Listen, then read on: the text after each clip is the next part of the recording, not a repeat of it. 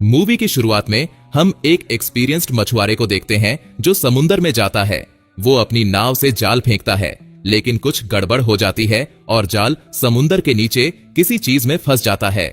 मछुआरा नीचे डाइव करता है, लेकिन वो ऊपर लौट नहीं पाता क्योंकि मछलियों का एक बड़ा झुंड उसे घेर लेता है।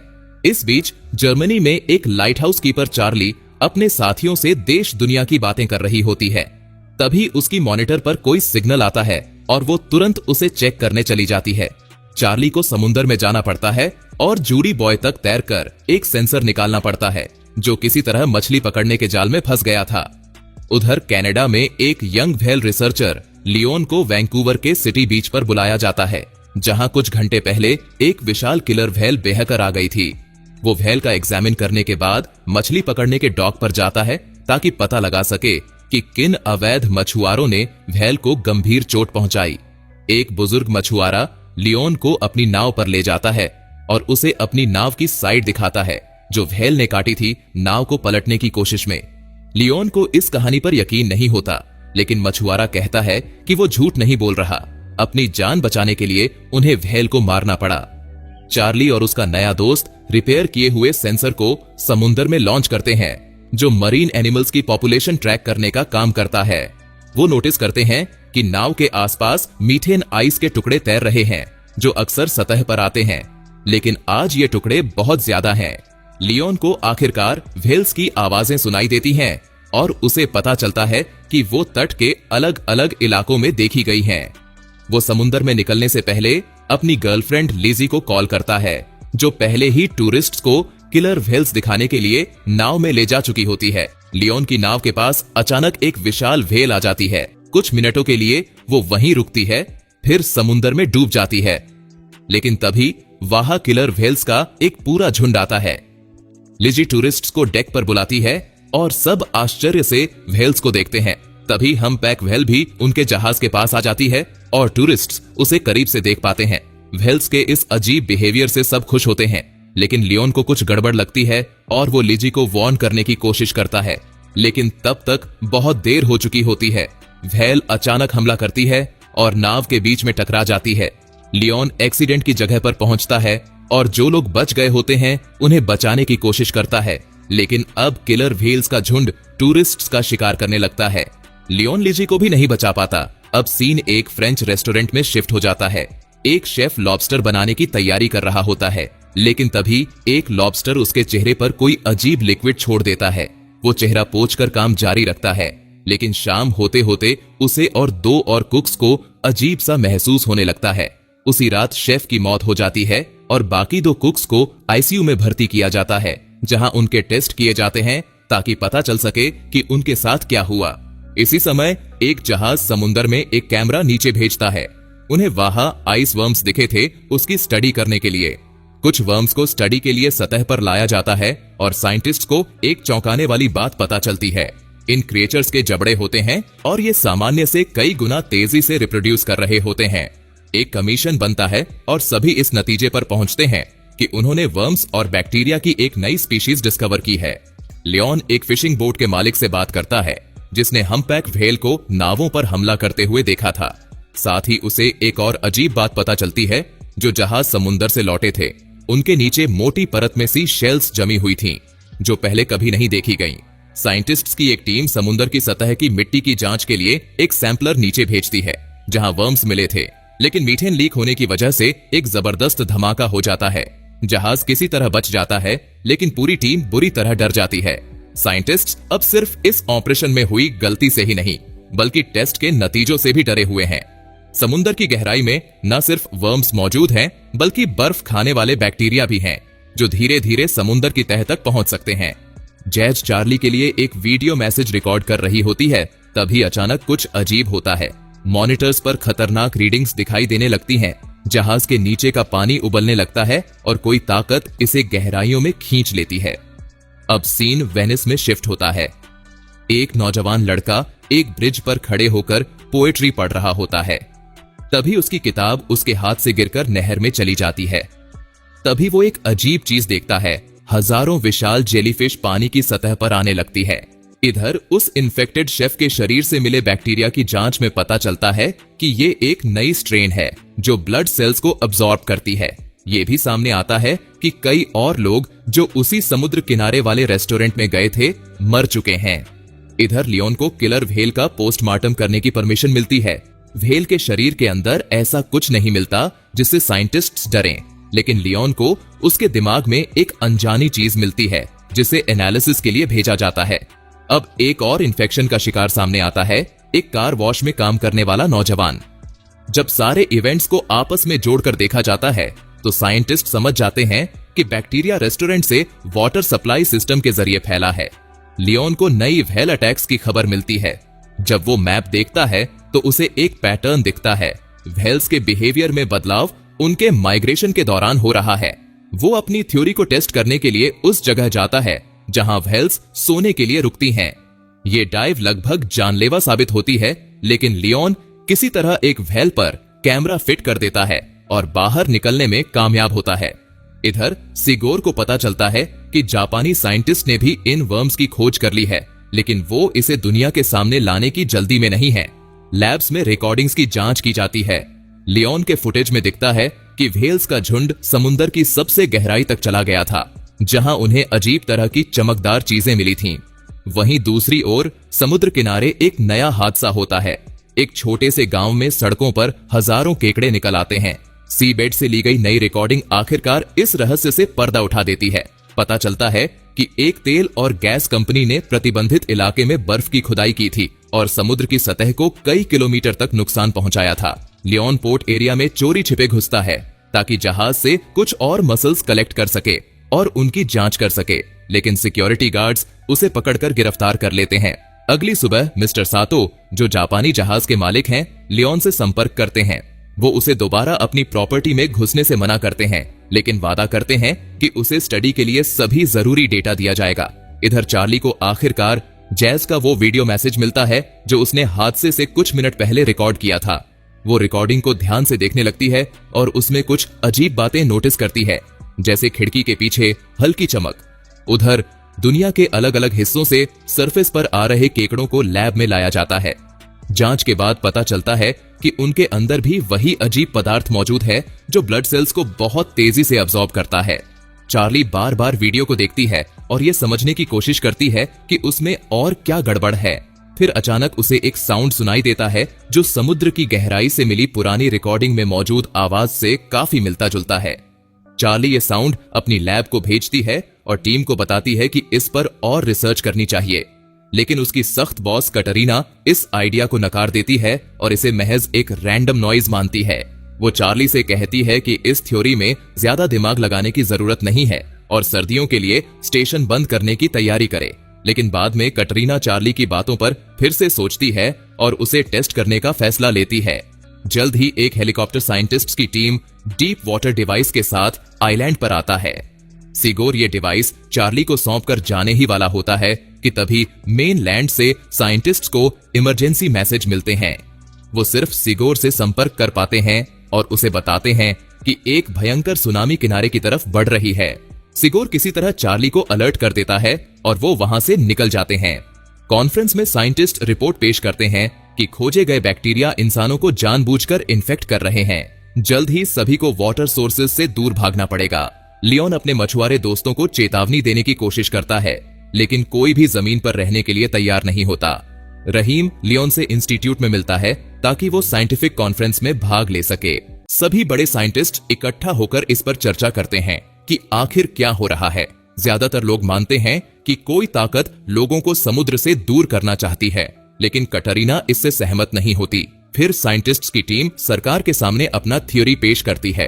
वो बताते हैं कि समुद्री जीव एक खास तरह के बैक्टीरिया से इन्फेक्ट हो रहे हैं और जानबूझकर इंसानों पर हमला कर रहे हैं। वो इस नई इंटेलिजेंस को दी आर नाम देते हैं, लेकिन सरकार के बड़े अधिकारी इस पर सिर्फ हंसते हैं और कहते हैं कि ऐसी किसी इंटेलिजेंस से बात करने की बजाय कोई ठोस साइंटिफिक हल निकाला जाए। इसी बीच एस्ट्रोफिजिसिस्ट समांथा ग्रोस साइंटिस्ट्स का सपोर्ट करने आती हैं। उसने रिपोर्ट को ध्यान से पढ़ा और इस नतीजे पर पहुंची कि अलग अलग रिकॉर्डिंग्स में जो अजीब आवाज सुनी गई है वो किसी अनजान दुनिया की भाषा जैसी लगती है। इसके अलावा उनकी टीम को अंटार्कटिका से भी यही सिग्नल मिला। एक जापानी बिजनेसमैन मिफुनो सिगोर की थ्योरी पर यकीन करता है और मिशन को फंड देने को तैयार हो जाता है, ये सोचकर कि शायद इससे दुनिया बच सके। सिगोर अपनी टीम इकट्ठा करता है और मिशन शुरू करने का ऐलान करता है। वो सभी को सोचने का समय देता है और कहता है कि जो भी रिस्क लेने को तैयार हैं, वो 48 घंटे बाद आर्कटिक में होने वाले अभियान के लिए तैयार रहें। साइंटिस्ट्स अपने घर जाते हैं और अपने परिवार वालों को अलविदा कहते हैं। कुछ को उनके रिश्तेदार रोकने की कोशिश करते हैं, लेकिन सभी को पता है कि ये आखिरी मौका है कुछ सही करने का। साइंटिस्ट्स के कैलकुलेशन के मुताबिक सबसे ज्यादा इंटेलिजेंट बैक्टीरिया अंटार्कटिका की एक घाटी में मौजूद है, जहां वो शायद लाखों सालों से रह रहे हैं। टीम उनसे संपर्क बनाने की तैयारी करती है और एक युवा पत्रकार को इंटरव्यू भी देती है। आखिरकार जहाज के उपकरणों में अजीब सिग्नल आने लगते हैं और साइंटिस्ट रहस्यमयी जीव से संपर्क बनाने के लिए तैयार हो जाते हैं। समांथा एक प्लान बनाती है। वो इंसानी बच्चे की चीख को सिग्नल में जोड़कर उसे वापस भेजना चाहती है, ताकि ये साबित हो कि वो कम्युनिकेट करने को तैयार हैं। चार्ली अपने एक साथी से कहती है कि वो उसे डाइविंग कैप्सूल में समुद्र की गहराइयों तक ले चले। जहाज एंकर डाल देता है और साइंटिस्ट सिग्नल ट्रांसमिट करने लगते हैं। इसी बीच चार्ली और उसका साथी कैप्सूल में बैठकर गहराई में जाने की तैयारी करते हैं। पूरी टीम बेसब्री से किसी रिएक्शन का इंतजार करती है। फिर अचानक रडार पर हलचल दिखाई देती है और सेंसर एक नया सिग्नल पकड़ते हैं। कैप्सूल की टीम जहाज से कांटेक्ट करने की कोशिश करती है, लेकिन उनका कम्युनिकेशन ठप हो जाता है। वो बताते हैं कि उनके पंखे काम नहीं कर रहे और ऑक्सीजन खत्म हो रही है, लेकिन जहाज पर उनकी आवाज नहीं पहुंचती। पायलट लूथर लौटने को तैयार होता है, लेकिन तभी चार्ली को कुछ हलचल दिखती है। वो तुरंत लाइट बंद कर देती है और देखती है कि आगे क्या होता है। उधर जहाज पर भी कुछ अजीब नजदीक आता दिखता है। सिगोर कप्तान से कहता है कि वो तुरंत कैप्सूल को वापस बुलाए, लेकिन कोई संपर्क नहीं हो पाता। लूथर अब और रिस्क नहीं लेना चाहता और कैप्सूल को वापस ऊपर ले जाता है। जहाज पर एक हैच खुलता है ताकि कैप्सूल को एक स्पेशल चैम्बर में लिया जा सके। कैप्सूल के अंदर चार्ली एक अजीब चमक देखती है, लेकिन वो किसी को इस बारे में नहीं बताती। इस बीच समांथा रिपोर्ट करती है कि उन्होंने कांटेक्ट एस्टैब्लिश कर लिया है। सिग्नल वापस आया है और बच्चे की चीख अब बदल चुकी है। इसका मतलब है कि बैक्टीरिया ने इंसानों का मैसेज समझ लिया है। डॉक्टर चेज उन लोगों का इलाज ढूंढ रहे हैं जो पहले से बैक्टीरिया से संक्रमित हो चुके हैं। लूथर पत्रकार को बताता है कि उसने गहराई में कुछ भी नहीं देखा और जो कुछ भी चार्ली ने देखा वो शायद सिर्फ उसकी कल्पना थी। फिर भी समांथा उन संदेशों को डिकोड करने की कोशिश करती है ताकि एक ऐसा जवाबी सिग्नल बनाया जा सके जिसे इंटेलिजेंस समझ सके। इस बीच जब पत्रकार कैप्सूल वाले कमरे में होती है तो उसे पूल में एक चमक दिखती है। तभी जहाज की सारी लाइट्स बंद हो जाती हैं और अजीब गड़बड़ी होने लगती है। जब सब कुछ ठीक होता है तो कैप्टन मॉनिटर पर देखता है कि पत्रकार जमीन पर गिरी हुई है। डॉक्टर चेज लड़की को बचाने की कोशिश करती है और उसके होठों पर एक अजीब लिक्विड नोटिस करती है जो ब्रेन स्पाइनल फ्लूइड जैसा दिखता है। समांथा टीम और कैप्टन को बताती है कि जब वोल्टेज में गड़बड़ी हुई तो एक सिग्नल सर्ज हुआ था जो इतना लो था कि किसी ने सुना भी नहीं। लेकिन सबसे अहम बात यह थी कि एस्ट्रोफिजिसिस्ट के हिसाब से यह सिग्नल जहाज के अंदर से आया था। चार्ली अपनी टीम की बात सुन रही होती है, लेकिन उसमें हिम्मत नहीं होती ये बताने की कि वो बैक्टीरिया को अपने साथ पूल में ले आए हैं। लियोन उस लड़की को देखने जाता है जिसके शरीर पर अजीब स्पॉट्स पड़ गए हैं। डॉक्टर लियोन और सारा से मदद मांगती है। उन्हें लड़की को पकड़ना होगा ताकि वो उसके स्पाइनल फ्लूइड का सैंपल ले सके। डॉक्टर टीम को एनालिसिस के रिजल्ट्स के बारे में बताती है। जिस सब्सटेंस को पहले समुद्री जीवों में पाया गया था वही उस लड़की की स्पाइनल कॉर्ड में मिला है। चेज का मानना है कि बैक्टीरिया लड़की की सेल्स के साथ मर्ज होने की कोशिश कर रहे थे। इसी बीच चार्ली कबूल करती है कि उसने चमकती हुई चीज को उनके साथ जहाज में आते देखा था। इसके बाद समांथा एक नया मैसेज रिकॉर्ड करती है जिसमें इस बार एस्ट्रोफिजिसिस्ट की एक ऑडियो इमेज भी होती है।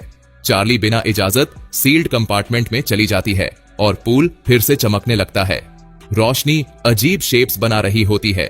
उसी समय समांथा को रिस्पॉन्स मैसेज मिलता है जिसमें एक इमेज भी होती है। फिर मिस्टर मिफूनो का हेलीकॉप्टर जहाज पर लैंड करता है। सिगोर उसे पूल कैमरों की रिकॉर्डिंग और समांथा के मैसेज के जवाब में आई इमेज दिखाता है। एस्ट्रोफिजिसिस्ट के मुताबिक ये एक सुपर ओशन की इमेज है जो करोड़ों साल पहले एक सुपर कॉन्टिनेंट से घिरा हुआ था। साइंटिस्ट का मानना है कि बैक्टीरिया उन्हें याद दिला रहा है कि वो धरती पर पहले भी थे, अब भी हैं और इंसानों से कहीं ज्यादा समय तक रहेंगे। उनका सिर्फ एक ही मकसद है कि इंसान महासागर को बर्बाद करना बंद करे और उसे अकेला छोड़ दें। लेकिन अच्छी खबर यह है कि क्योंकि वो मैसेजेस का जवाब दे रही है, टीम के पास बातचीत करके निगोशिएट करने का एक मौका है। इसी बीच चेज एक ऐसा दवा तैयार करती है जो उन बैक्टीरिया को नष्ट कर सकती है जो ब्लड सेल्स को खा जाते हैं। इस खबर से टीम के बीच मतभेद हो जाता है।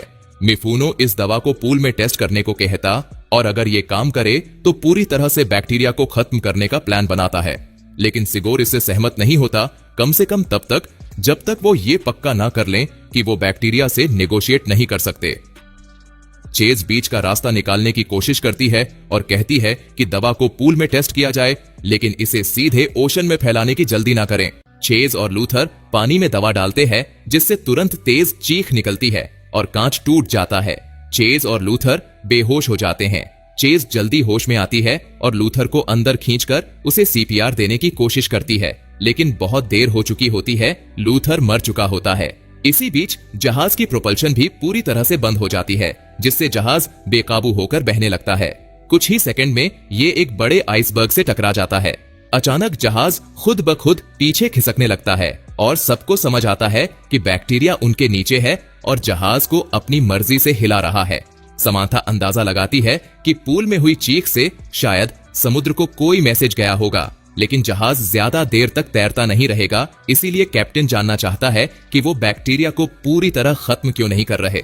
सिगोर समझाता है कि वो पहले ही बैक्टीरिया के एक छोटे से हिस्से को मारकर भयानक नतीजे भुगत चुके हैं और अगर उन्होंने पूरा बैक्टीरिया खत्म करने की कोशिश की तो हालात और भी बुरे हो जाएंगे।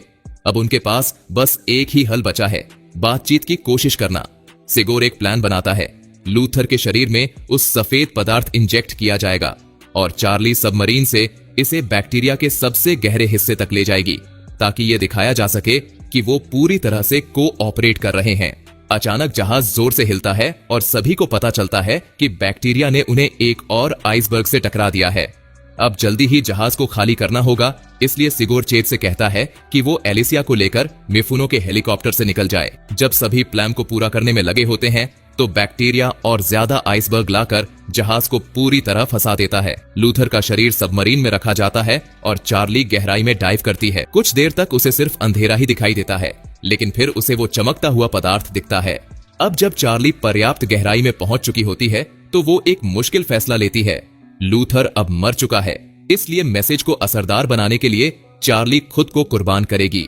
जहाज पर मौजूद लोग रोते हैं, लेकिन चार्ली खुद को इंजेक्ट कर लेती है और सबमरीन में पानी भरने देती है। जल्द ही बैक्टीरिया वहां आता है और चार्ली को सबमरीन से बाहर निकालकर धीरे धीरे उसके शरीर में समाने लगता है। वही आइसबर्ग हट जाते हैं और जहाज फ्री हो जाता है। कुछ समय बाद चार्ली का शरीर एक समुद्र तट पर दिखता है। वो जिंदा होती है और जब वो अपनी आंखें खोलती है तो वो नीली चमक रही होती हैं। इसी के साथ ये सीरीज यही खत्म हो जाती है। अगर आपको हमारा एक्सप्लेनेशन पसंद आया हो तो इस वीडियो को एक लाइक जरूर करें।